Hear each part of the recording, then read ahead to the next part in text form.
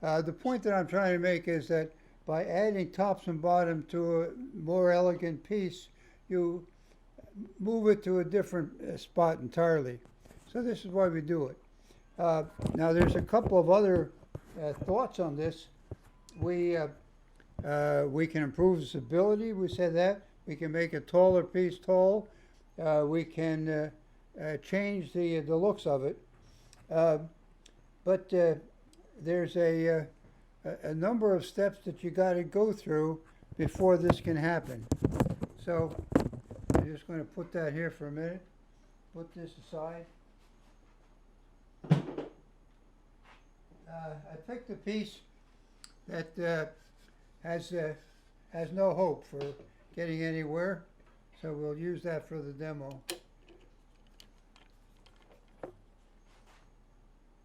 And what we're doing is we'll start by talking about the bottoms of the piece, and then after that I'll take the time to show you the physical parts that you need to pay attention to. So I'm just going to clip this right here.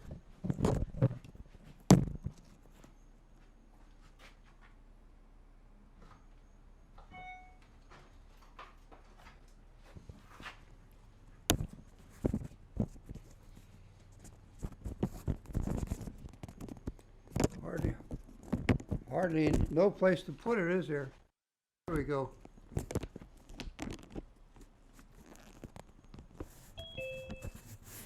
Okay, now is that good?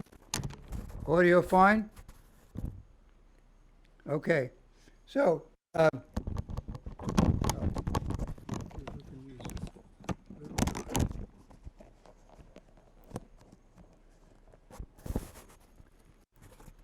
okay, that's good. All right, I'll keep talking into it. So what we're doing is we'll take and start with this piece here. So the first thing we have to do is we have to prepare it for a top and a bottom. To do that, we're going to have to trim off the bottom a little bit, and we're going to have to true it because as the piece dried, it no longer is round. So to fix that, what we do is set it on the lathe. Well,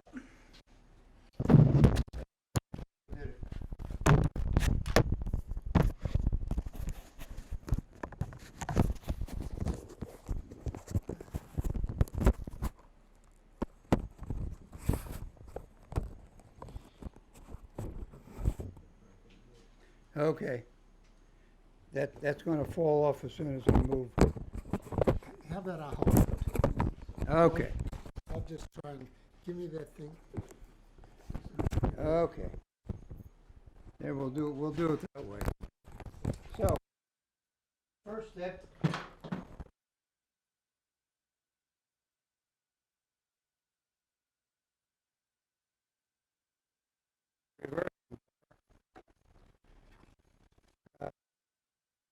Gives us a chance to hold this in a very precise manner. Now you notice here I've got a piece that precisely fits that, and I can bring the tailstock up, and of course I can hit the previous stop right there. Okay, so now the piece can be worked on. I can turn it, and the first thing is we'll see how far out it is. Okay, this is not bad.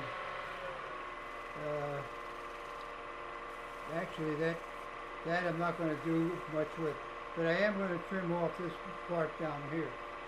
So if I get a spindle gouge,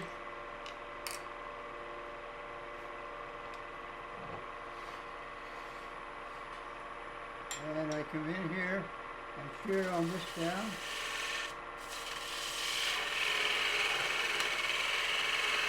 And I'm going to turn away the nubbin on the bottom because that's going to interfere with it.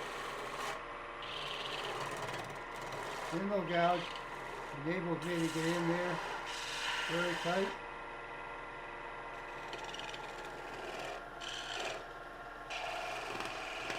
And of course the idea is to try and not have it break off. I think that's good. Now I can break it off. Okay, so now I have to adjust the bottom. So now I can take it off.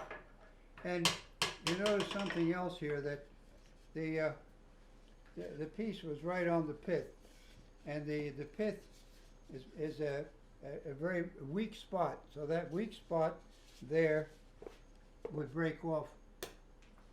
Okay, so there's the two things that we did. We trimmed this, and I also took the time to make this surface exactly as I should. So let's go back and look at it again for a minute. We have a surface here that is going to meet another surface. So those two surfaces must come together like this. If you try to make them parallel, you're going to end up with a gap. So draw a little bit, 1 degree, whatever, just enough to hold that together. If you can do that, then you're going to have no gap. Okay.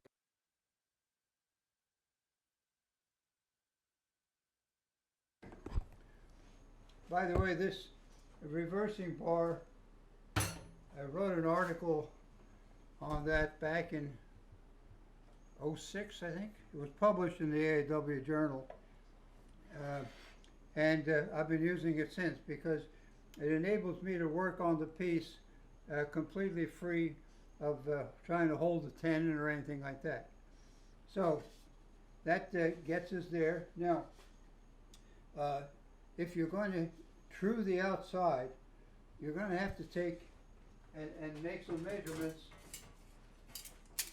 In other words, take your caliper, go in there and see what you got, and then do the math so that you don't end up with nothing at all. Now here, I took off a little bit. You know, on all of these things, they're essentially once turned. And if you try to do twice turned, you probably don't have enough material left, because you're trying to make it thin enough so that it will dry without cracking. If you leave enough thickness in here to allow yourself to turn it again, you're probably going to lose a few. So this is why we do that. Okay, having done that, now we'll take a piece of wood, and I have taken this and I've tried to match this on the bottom. And, oh, wrong piece.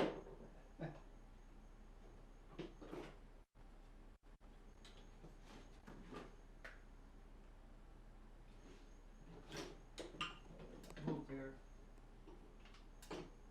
Because the procedure would be to, oh, here, I can do it with this. The procedure on this is to open this up so that will fit. And your decision is going to be whether you want this thing to flare out or whether you want it to come together. This is wide enough, it probably could go the other way. So I'm going to take this now and mount this on the chuck.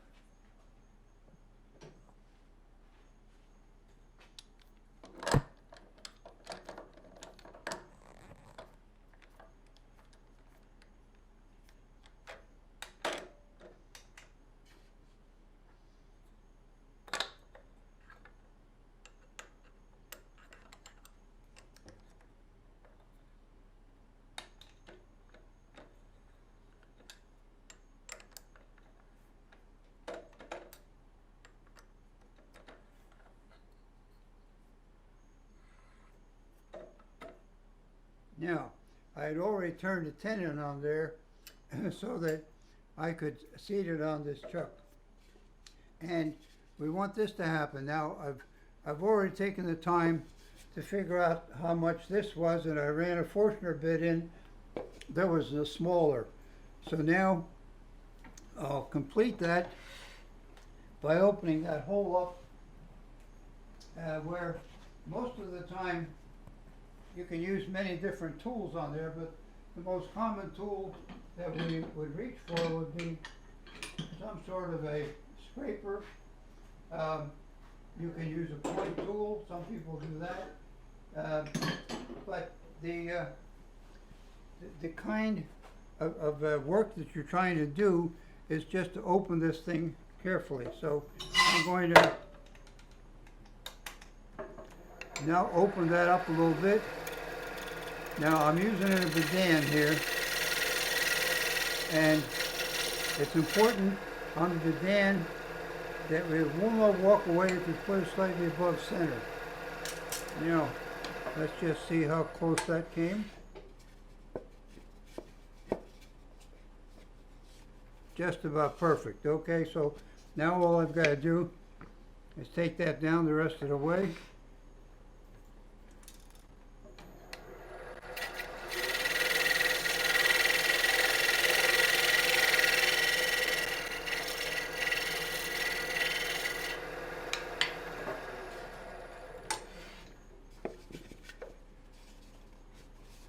Okay, and we're going to check one more thing. Remember I said we don't want to end up with a gap here because we have that slight angle change. So there you go. That fits then with no gap. So that can be glued on there. And it fits. Now just make sure that this surface, pay attention to this surface here, and make sure you got just enough of a draw in there. So I'm just taking a little bit more off the center. There we go. Okay. So having made that fit, we can take that off, and I can put this now on the chuck in expansion mode and shape this to whatever I want. I'm not going to take the time to do that because I want to cover more important things. Okay, so let's get this out of here. So there's our bottom. And having done that, now we'll double check to make sure that we're good on this end here. So now we're going to take on this part, the top really consists of two pieces. First, we have this piece here where we're fitting it into the hole, and we cut threads on the inside. And then the second piece, which has a recess there for the tenon or for the finial added to it, and that's also threaded. So if I take and show you how we approach it, and I've got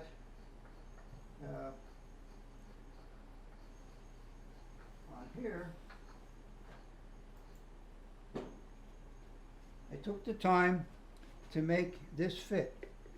So this fits in here, and again, now we got a little bit of a gap, but that's okay because this is much bigger than it's going to be. So we're going to cut that down, and I've already cut the threads in there. Now, when you're preparing this, a couple of things you've got to watch is that you're taking the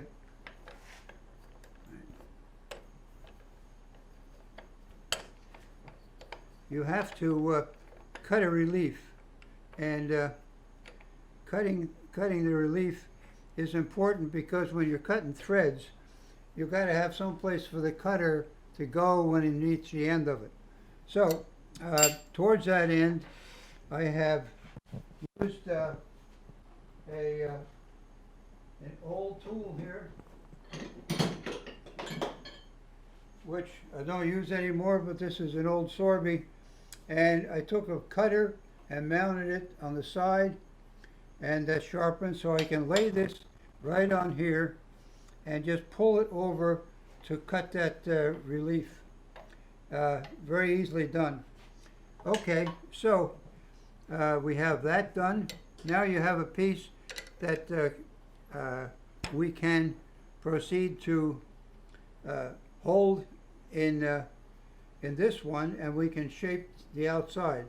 And here again, generally, you don't want any more.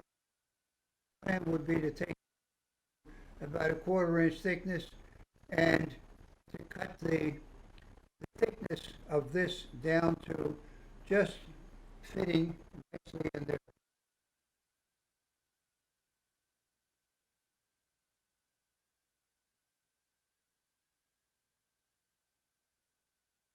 You can put a slope, or you can use a cabochon approach, and you will have it. Okay, so now with that done, we need to prepare the bottom part. So I can take, I usually start by taking a piece of wood, and I trap it in here, because obviously now this is too big to fit the jaws. So I trap it in the middle, and I can now cut a tenon on here, which will fit in the jaw, which enables me to now turn this around, and I can proceed to make it. But backing off to the first part for a minute, if you think about how this behaves, you have a couple of things you must do. I told you about the relief inside, and I also cut a relief right on here, and that relief allows the threaded portion to fit in. And once that fits in and seats on there, and then of course you can adjust, if for instance if you got grain and you want to line that up, you can adjust this. Right now we're looking at 1, 2, 3, 4, 5, 6 threads, and you only need 3, so you've got plenty of room to take off if you want to do that. Okay, so if we put that aside, and now we start another piece to fit that we're going to cut threads in, and that can be almost anything. We can use ash. Ash doesn't cut threads as well as you might like, but it works. Cherry is fine. Obviously, the exotic woods are great. If you have blackwood, ebony, cocobolo, all those things, and there are other things like sapelli isn't bad, and there are other harder woods that will take threads. Now, one of the problems here is that I was using a 12 TPI cutter, and the 12 TPI cutter enables me to cut those grooves in this particular kind of wood that we're working on. But if I tried to use a 16 or an 18, it just crumbles. You don't have enough strength in the wood to do that. So as you're working with these threads, you're going to play around with other variations. Okay, so I've taken now, I cut this, put a tenon on, I mounted this here. By the way, this is H-O-U-H-A what? Hoo-ha-y? Hoo-ha? Some kind of wood that somebody gave me at one point. But it cuts nicely. So I would cut the tenon, I turn it around, and while I have it here, I know that I'm going to take and mount a finial in here, so I cut a hole for a finial. And you can standardize that on 1 inch. Some people use 5/8, but make the same so that if you're turning finials, you've always going back to the same hole. Now, if we make that part right, and then we hold this here, we can turn the part to fit. Now, when you looked at the part that we cut the threads on, the male part has to be 1 millimeter bigger than this. So take your caliper, measure this, make the male 1 millimeter bigger, and that will indeed fit, because the millimeter is about the depth of the threads on this. So you're always making it bigger. Now, if you use cut the male threads first, then you're going to make this hole smaller so that you end up with cutting threads. Okay, having set that up, let's go over here and run some threads. All right, so we'll go to the other lathe, which is set up. And this is a robust, this is a piece of rosewood that we have here. And it's some that Bill Clark cut up and we put on the shelf last year because it is possible, it's useful wood for things like this. Okay, so I've set that in there and I'm going to start the lathe. And you want to lathe,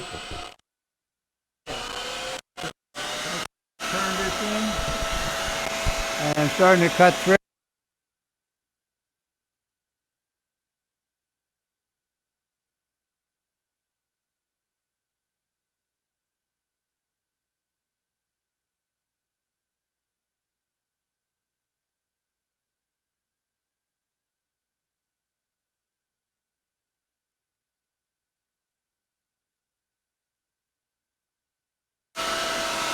So as you can see, I'm not rushing this, but by the way, I've checked, this rosewood was indeed tan. I measured the water content. So it's right up against the stop. I'm trying to go uniformly. Now, I'm going to just stop here for a minute. And I'm going to coat this with some CA glue. So I put some on there. It rotates around. So what I'm doing is I'm stiffening up the fibers so that they will cut clean. And now you'll see that I can advance it once more.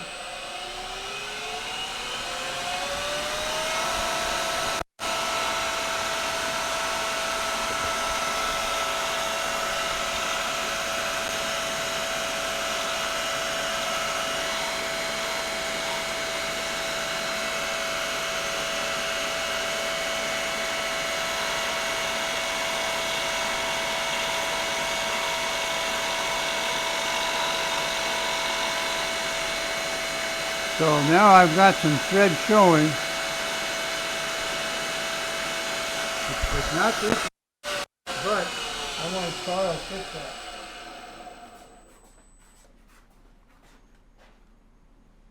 So I'm going to go back over here and get this piece. And this threading machine flips up and I can see how tight the fit is. Okay, see that won't go on, but it's too tight. Let me release this here, and we're going to advance it one click, and we'll cut some more.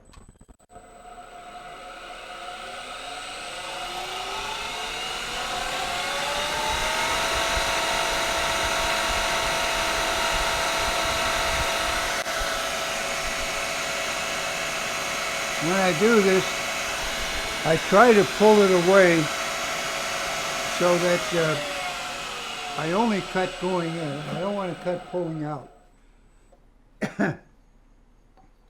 And we'll try it once more.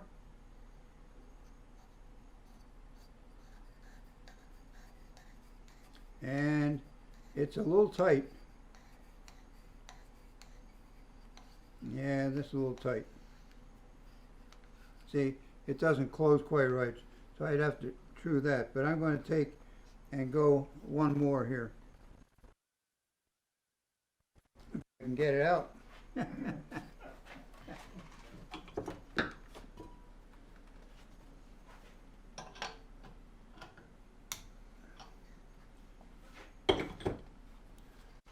always use the right tool for the job, right?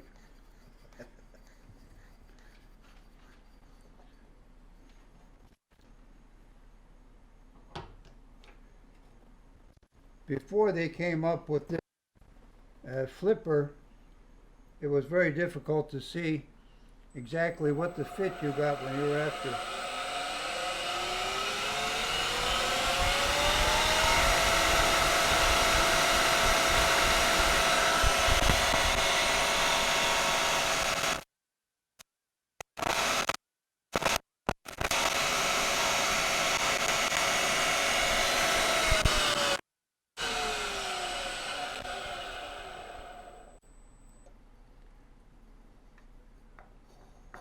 So there we go. That's nice and loose. Okay, so now we're going to take this back over to the lathe. So, part of the secret there, which I'll tell you about because it probably isn't obvious, but whenever you're using a machine to cut threads, the biggest problem is having it concentric.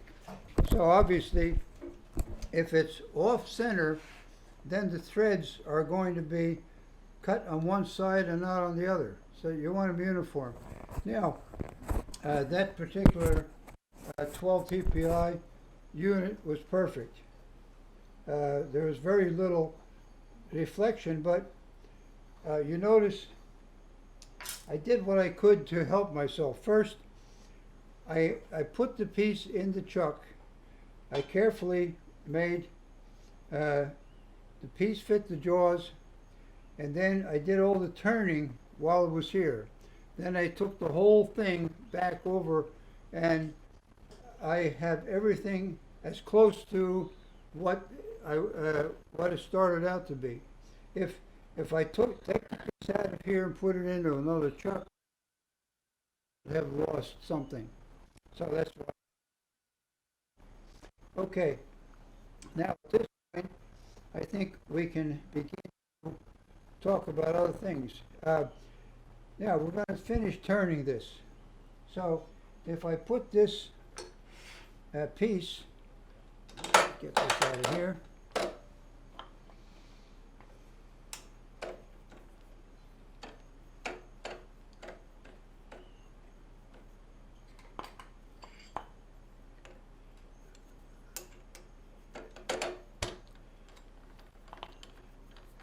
The use of lever chucks are annoying, but it's you save $100 by using not a whole lot of where you don't use things very often, so that's why I did that. Okay. At this point, I go and put this other piece in. Now this is set, we got threads, so I can put this back in, and I can now turn this down to something that is more to my liking.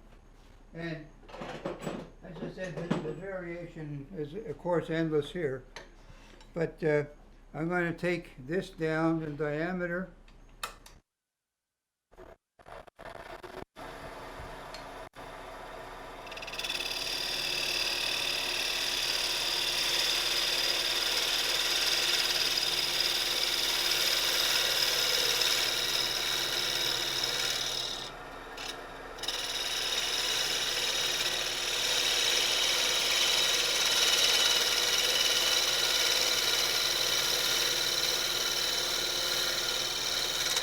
So that's a little closer with overlap, but it's way too thick. So we'll reduce the thickness.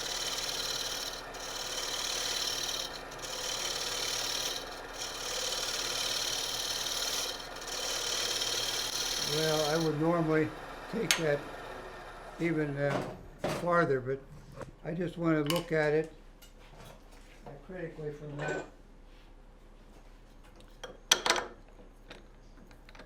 So getting back to what this was for, it was for this piece, and That's way too much. So I would take more off of that, and I would reduce the diameter quite a bit.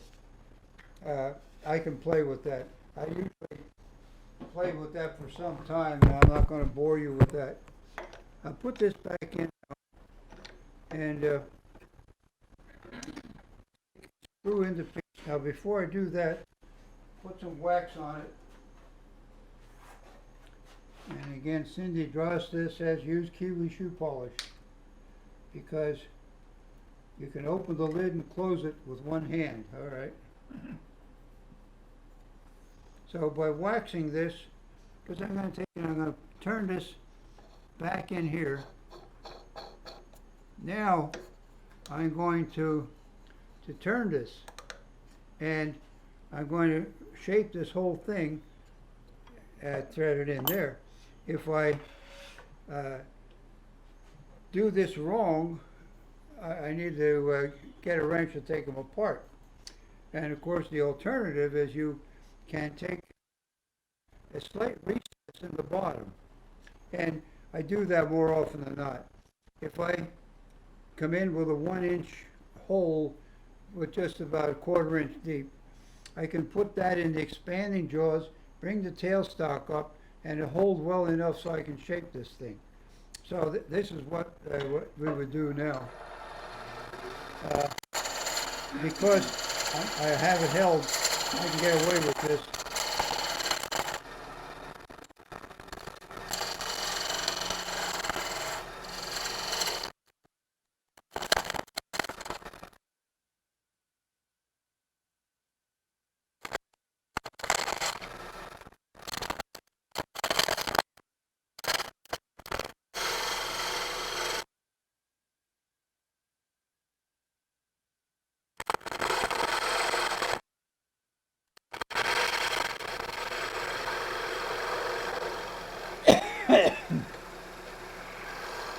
Nice light cut.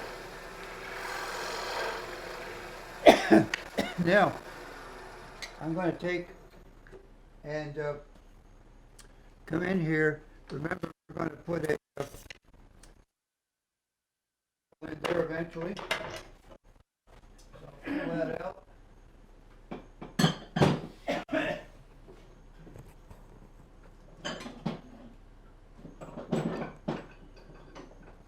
Here we got the 1-inch.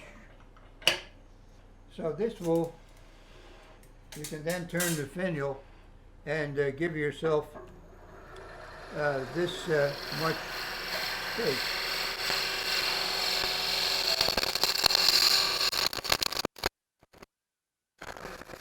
Okay? And if you want to, let's see if we can.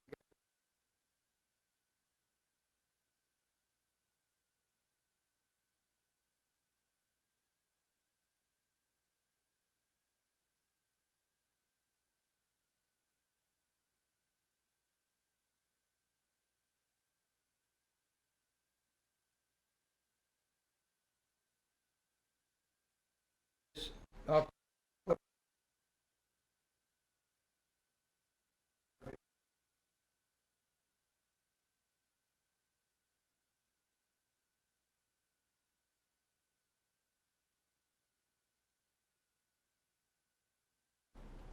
I'm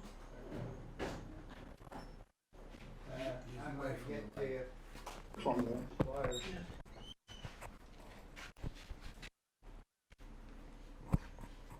Mouth is up. Then you're okay now.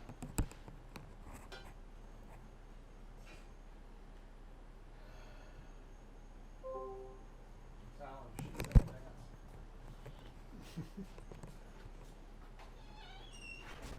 I have not had a lot of problems with this because the wax usually frees it up. But the as you turn this, it there we go. So I'm just showing you here all the different ways that we would would work this. So I'm going to take this off of here now and go to the expansion mode. These are very useful for some things, and what we have is there they are. These are step jaws. They're one-way step jaws, which enable me to go into this piece. I think I can get away with 7/8 of an inch, but I usually go to 1. Okay, so there, I can expand that in, and I'm holding it, but don't get too ambitious about that, because you're holding it with a very small amount. So if you're smart, you're going to take and put a life center on there and support it. And here's one, I have another one.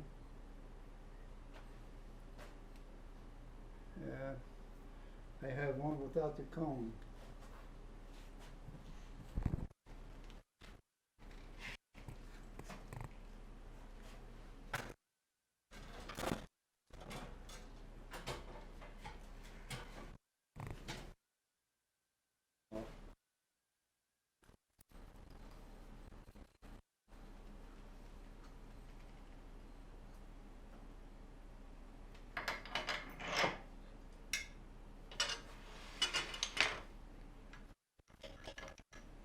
Okay, so now I can hold this pretty securely.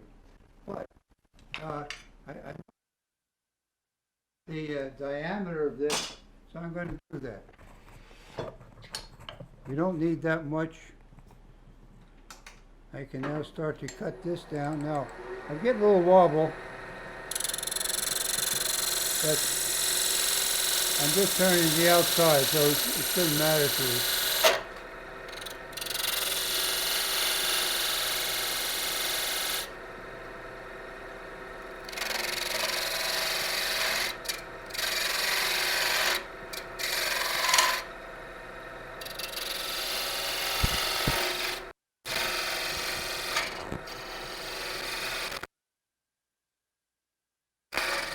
Now that's getting down closer to where we want, and we have a flat surface here, so here's an area we could sand out, and then we can proceed to put some decorative lines in there, all sorts of things we can do. Now I have more thread here than what I want, so I'm going to take and cut away some of this.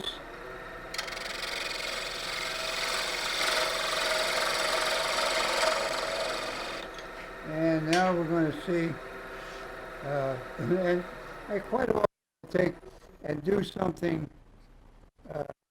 decorative here, so that when they unscrew the lid, they look at it and they say, oh, look at that, he paid attention. I had recently a friend who was Italian. I made her a small urn, a pet-sized thing, and I glued in an Italian coin in there, and she was really quite thrilled with that. Okay, so this is better.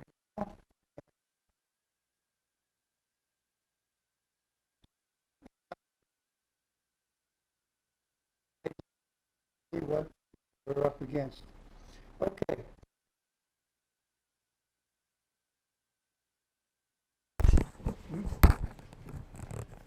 What'd you say? The sound was intermittent. The sound The audio. was intermittent. Really? Still? Okay, I guess I gotta buy another one of those things. Okay, I'm going to take this off.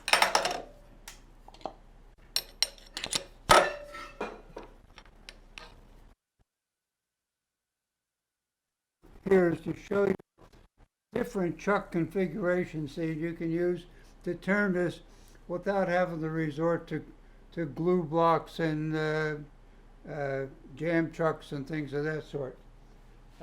because it's just a matter of time. You're saving time.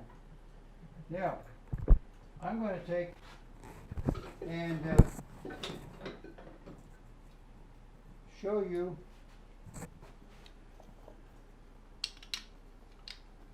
this, by the way, was another same setting, and I'm curious if indeed this is going to fit as well.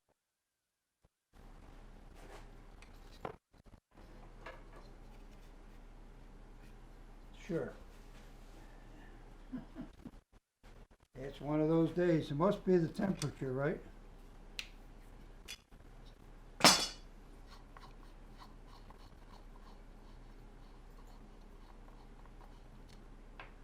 So I cut this to make sure that we were on the right path. And yeah, that's going to. This is obviously.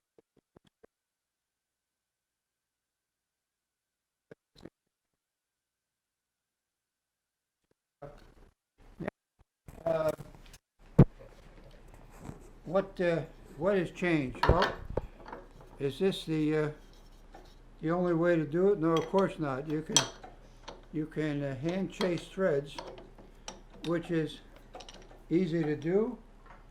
Well, yeah, but here's some on this piece. This is ash. Bad example, but I hand chased the front and a machine cut the back. So if you can look at the difference there in the quality of the cuts. I mean, this is why the machine enables me to do that. But let's put this aside for a moment and put a piece of wood in here. Wrong, wrong chuck.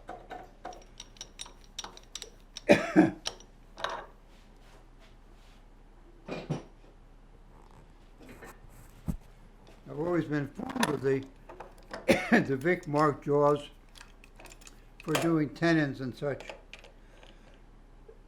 So now I put this in, and I'm going to see how true that runs. A little wobble. Take that out. By the way, far and away the most useful tool for any of this is the Cindy Drozda tool, which is the Thompson 3/8 inch parting tool ground the wrong way. And we're just going to take and cut a little bit of this away. Now remember that you want the burr side up, right? Burr side up, because you're cutting with the burr. And just another word, when you're dealing with a scraper, try and minimize the area. So, because if I just use this end of it here, I can cut it nicely. But if I try to use the whole thing, I get bounce. So, I've done that. I turned the front a little thing. And now we'll see what we can do with the hand cases. So this is Mahoney's design, made by Carter and Son. Oh, yeah.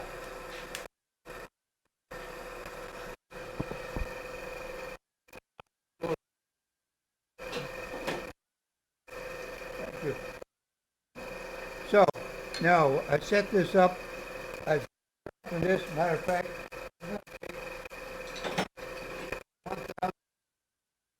home, and I'm going to hone this so that the teeth are sharp. I lay this up a little bit. There. Okay. Now we're going to hand chase threads. And to do that, we turn this back to around 300 RPM, and I start on a corner and I just move across it.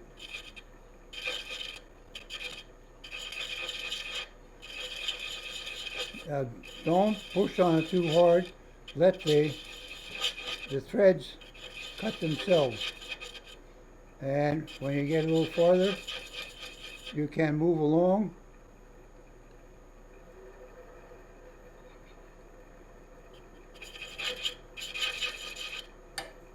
And move a little closer.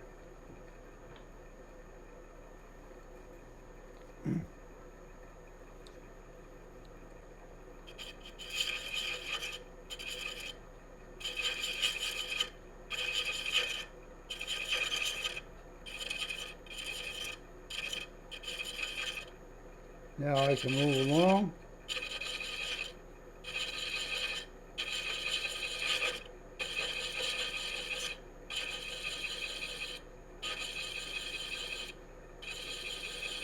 And you can see I'm deepening those as I go along here. Don't force it, just follow it along.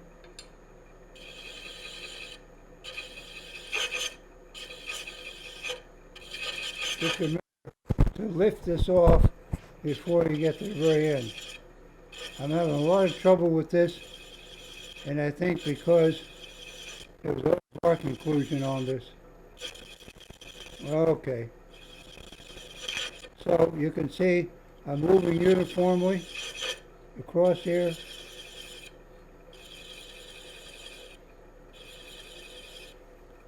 And I can indeed cut threads. Now, this is 16 TPI. 16 TPI. We'll work on this. But I'm cheating. This is boxwood. I could, you can see, I've even got down to full threads here. But I was getting some bounce. Aha, see?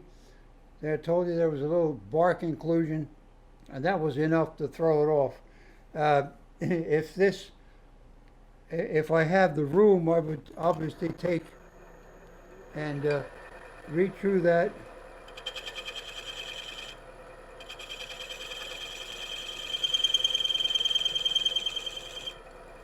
And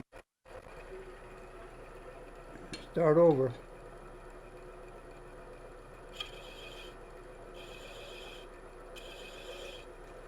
And as you swing around,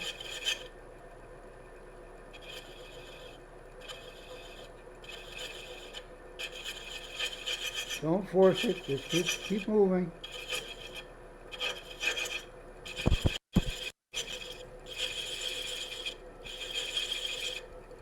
And I just wiped them out once more.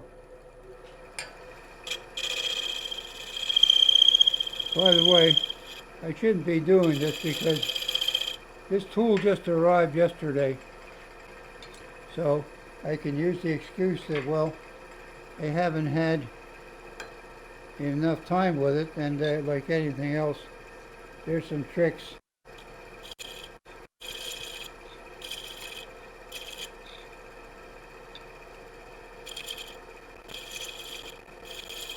I'm having a problem here.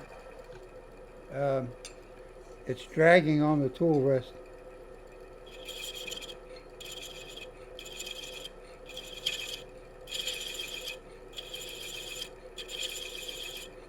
So you just let it follow right along, and when you get nice shavings off of there, you can gradually come around. Just to remember, you got to lift it before you hit the stop. If you don't, you wipe out all the threads.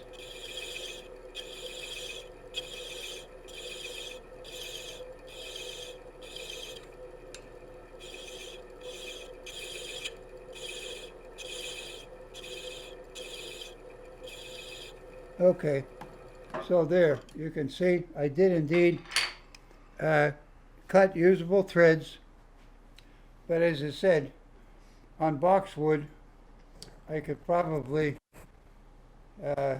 cut good threads with a penknife. You know, the wood is so forgiving. but I just thought you might like that because the cost of this thing is like 95 bucks, and whereas the cost of a threading jig is up around 400 or thereabouts. Um, and this works. It has and it's kind of fun, and everybody likes to do this because it looks hard, and it isn't that hard. Uh, threads, blah blah.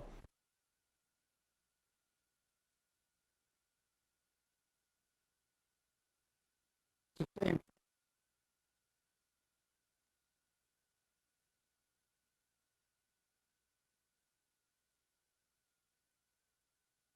Audio.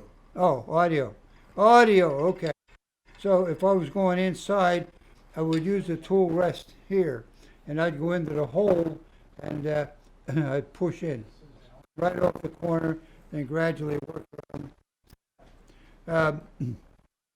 So there are other options. This is what we do. Now I'll take questions.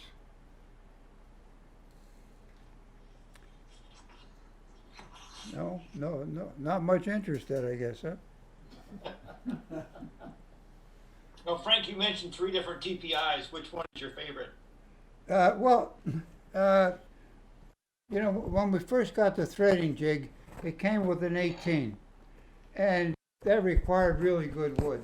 And then we got a 16, then 14, and finally I got 12. I'm happy with 12.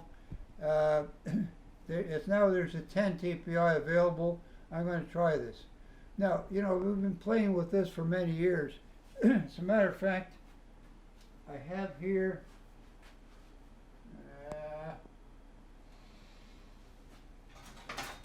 I did have it here.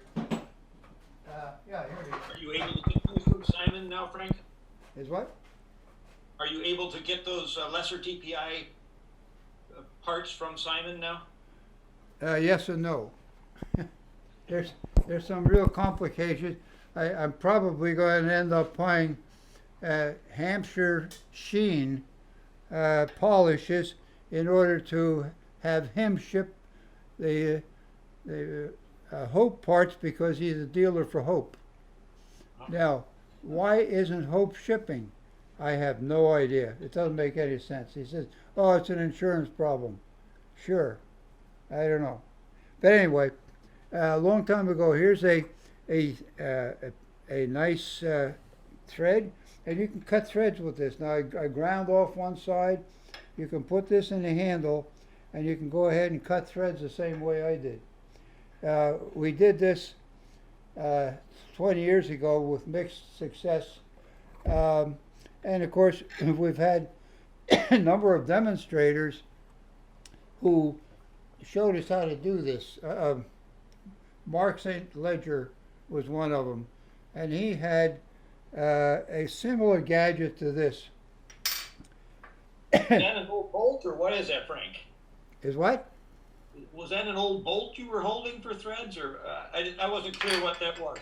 This is a tap, and it's a 12 TPI tap, Oh, okay. and I ground one side off so that you can use it as a threading thing because Okay. this is usually got good steel in it.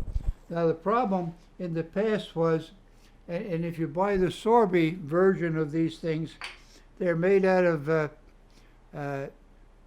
high-speed steel, but this stuff here is out of M42. So M42 has the ability to take a sharper edge. This comes into about a Rockwell 65, 66, and so long as you maintain that and sharpen it often, it will work. Now, as soon as he makes me a 12, we're in business. As it is, this is now only for really fine woods. Anything else? No? Okay. Now, just curious, how many guys do this? How many guys want to? Yeah, all right. So there's enough people to hope you got something out of it. let's look at the materials here. As you notice, I rely heavily on parting tools. And I have parting tools, bidans, in all sizes.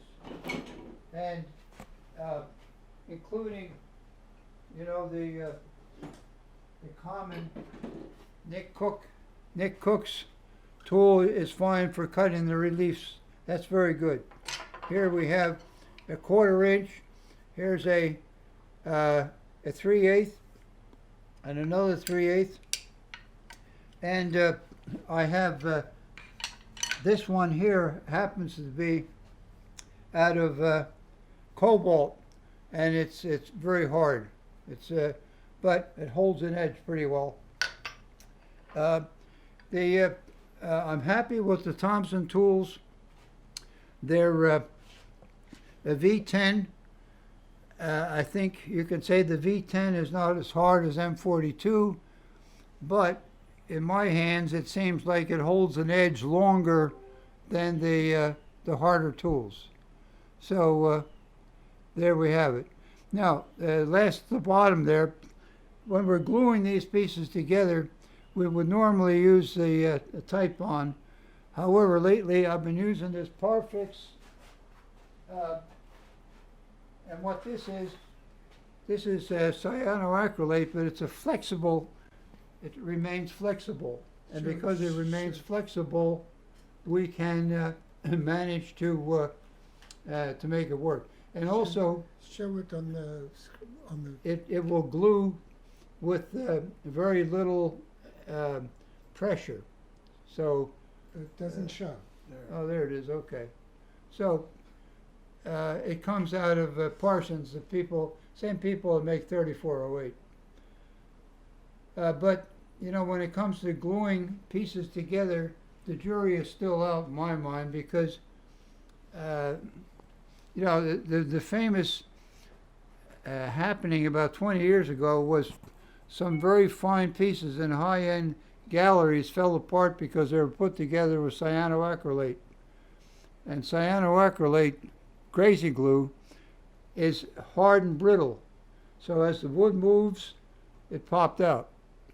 Supposedly this doesn't do that, but I still don't trust it. But we'll see how time passes. Okay, anything else? Good.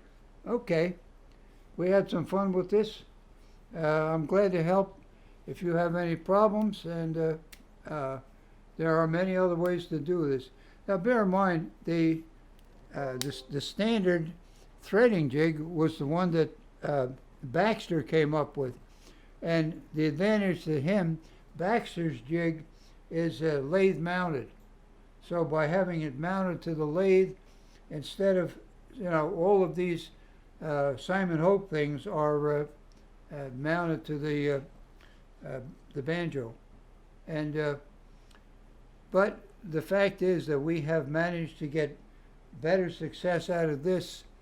And besides, the Baxter jig is very, very expensive.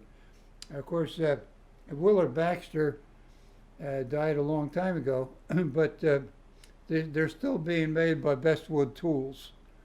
And they're beautiful machine work. They're up in Tennessee now. They used to be up in Largo, and they moved the whole operation, 21 years ago. Okay, I'm done. Thank you very much, Frank. Good. Thank you, Frank. Thanks, Frank. Thank you. Thanks, Frank. Have a good night. Thanks, Brian.